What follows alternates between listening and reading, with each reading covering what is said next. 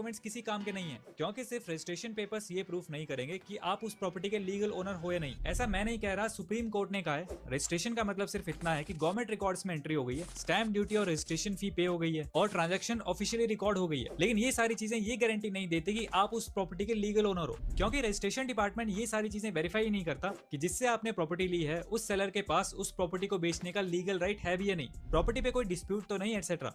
इसलिए अपनी प्रॉपर्टी पे ओनरशिप प्रूव करने के लिए सबसे पहले आपको ये पता करना होगा जिससे आपने प्रॉपर्टी ली है उसके पास उसका लीगल राइट है या नहीं। इसके लिए पुराने ओनर के पास कुछ डॉक्यूमेंट्स होने चाहिए, जैसे title deed, will, gift deed, sale deed etcetera. इसके साथ साथ प्रॉपर्टी खरीदने के बाद आपके पास रजिस्टर्ड सेल्स डीड के अलावा कुछ और भी डॉक्यूमेंट्स होने चाहिए, जैसे NOC, encumbrance certificate, mutation certificate, latest property tax receipts etcetera. ये सभी डॉक्यूमेंट्स होंगे तभी आप अपनी प्रॉपर्टी के लीगल ओनर कहलाओगे।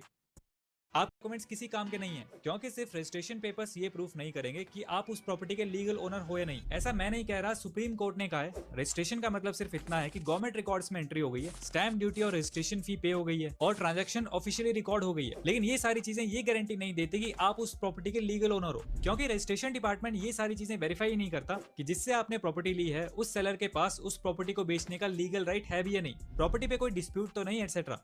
इसलिए अपनी प्रॉपर्टी पे ओनरशिप प्रूव करने के लिए सबसे पहले आपको ये पता करना होगा जिससे आपने प्रॉपर्टी ली है उसके पास उसका लीगल राइट है या नहीं। इसके लिए पुराने ओनर के पास कुछ डॉक्यूमेंट्स होने चाहिए, जैसे title deed, will, gift deed, sale deed etcetera. इसके साथ साथ प्रॉपर्टी खरीदने के बाद आपके पास रजिस्टर्ड सेल्स डीड के अलावा कुछ और भी डॉक्यूमेंट्स होने चाहिए, जैसे NOC, encumbrance certificate, mutation certificate, latest property tax receipts etcetera. ये सभी डॉक्यूमेंट्स होंगे तभी आप अपनी प्रॉपर्टी के लीगल ओनर कहलाओगे।